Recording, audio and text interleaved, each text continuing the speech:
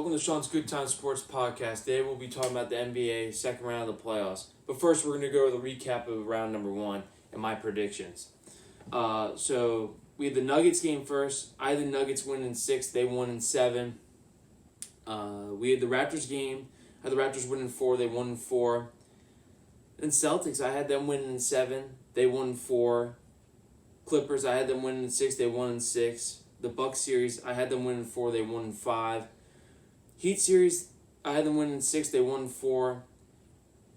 Rockets, I had them win in 7. They won in 7. And then Lakers, I had them win in 7, but they won in 5.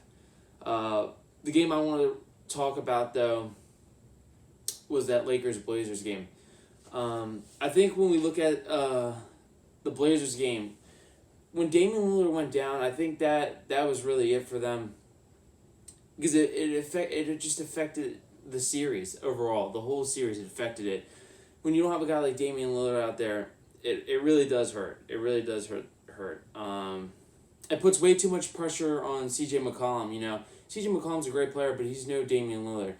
CJ's used to being that Robin type player. He's not used to being the Batman on the team. And I think when Dame went down, CJ's looking over at the Lakers bench, looking at a guy like AD and Bron, and it's just intimidating. I just don't think they had what they needed to beat them. Tough series for them. I think they're 2 pieces away from being a championship team, but you gotta like what the Blazers did this year. So that's it for that's the only game I want to recap. So let's talk about my dark horses for the NBA playoffs. I brought up the Celtics and I brought up the Rockets, but let's talk about the Celtics here first. So the keys for the Celtics having success in the playoffs. First, Gordon Hayward.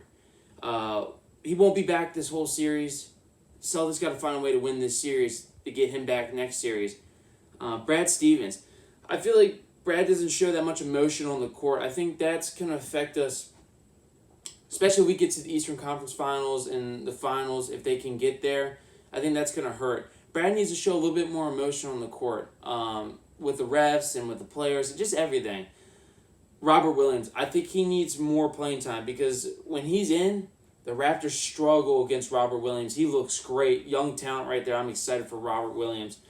And then also the Celtics, but mainly Jaylen Brown being selfish. He's not being team-oriented. When we talk about the Celtics and the way they're going to be able to win and get to the finals is being team-oriented. If they don't have that, they're not going to go anywhere. So I think the Celtics need to be more team-oriented, and Brown needs to be less selfish, and he wants to give up the ball. He has to do that if they want to win. And then Jason Tatum, he needs to play more in the fourth quarter. You talk about he's playing the last 4 minutes in the fourth quarter. You can't have that. You see what the Raptors are doing. They're playing their guys a lot of minutes, and Tatum needs to be on that court the whole fourth quarter if they want to have success and win this series. So those are the keys for the success to be in the playoffs for the Celtics. And then Rockets, that's my other dark horse. I think the Rockets, their keys for the success in the playoffs, Westbrook, he's got to battle back that injury. He just came back, but he's not fully 100% healthy. We all can see it. James Harden, that's number 2. He's got to play better. He's not playing like all-star form. The James Harden we know and we love. I think the Rockets got to go bigger. I mean, you got to have Westbrook at the 1, Harden at the 2, Eric Gordon at the 3, PJ Tucker at the 4, and, I think at the 5, Bruno Caboclo. I think you got to put him at the 5 spot. I think the height's going to help them out. He's 6'9". I mean, we'll get more into him because he's going to be a big part of their success against the Lakers with the height the Lakers have. But then that opens up a good bench for the Rockets. I mean, you have Robert Covington coming off the bench, Austin Rivers coming off the bench, Daniel House coming off the bench, Jeff Green coming off the bench, and Carroll coming off the bench. And, that's a good bench right there for the Rockets. I think that's going to help them out when you have the bench stack, but also that height in the starting 5. So, we're going to talk about Bruno now. Bruno's a good defender, and that's the guy I want to play the 5 in the Lakers-Rockets series. He's a good defender. He's fast for a big man. He can hit the 3. I mean, he's not a three-point shooter, but he can hit the 3, which is nice to have with the Rockets for what they like to do. And I think he could average 6 to 7 points a game in the starting lineup. I know that's not what you want, but I think what he brings to the defense side of the ball, I think that would be huge for them. And he's a solid rebounder. I think the Rockets struggle in rebounding, but when you have 3 guys or 2 guys that can put up, at least 15 points or more, that's going to be huge for the Rockets. But just the size, I think that's going to help the Rockets the most. I mean, he's the tallest guy on the team. I think Chandler's the tallest, but he's out of it. He's just there for leadership. But I think Bruno's going to help out that team. I think that's who they need to put in the starting 5 against the Lakers. But tough series. They play the Lakers. And then we're going to go into my predictions for Game 2 of the playoffs, the series. So the Celtics play the Raptors. There's already been 2 games for the Celtics. They're up 2-0. They play today against the Raptors. I think the Celtics win in 7. I know everyone thinks I'm crazy because the Celtics are up 2-0. But all it takes is the Raptors to win one game. One game. I mean, if they can get the shooting and the defense together, the Celtics are in trouble. They don't have Gordon Hayward, and the Raptors are defending champs. But I have the Celtics winning in 7. And then Clippers. Clippers play tonight. They play the Nuggets.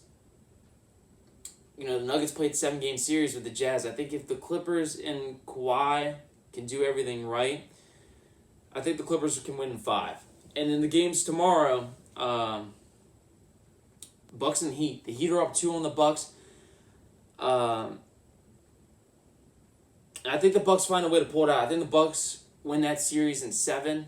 I think, if Giannis can be the true defensive player of the year that he is and start taking over the game more and tell his guys, hey, I got to do what I got to do to win this series, I think the Bucks will win in 7. Lakers and the Rockets. The Rockets have that 3-point shooting, but it depends on James Harden. If he can go back to how he was playing before, and if Westbrook can get healthy, and they got to have that big Bruno in there at the 5. I still got the Lakers winning in 6, but if the Rockets do everything right, they can push a 7 and possibly beat the Lakers. I think whoever wins out of that Lakers-Rockets series is going to go to the finals, and I think whoever wins out of that Celtics-Raptors series is going to go to the finals. I think, those are the 2 toughest games. I think it's going to be hard. I think whoever comes out of those 2 is going to be the favorites. But also with the Celtics and Rockets, like I said, those are my dark horses. I think if they can get everything going together, they're going to have a really good time in the postseason. But it depends. They got to get healthy and they got to play right. It's small ball over there for those guys, but they need the right depth at the right time for them.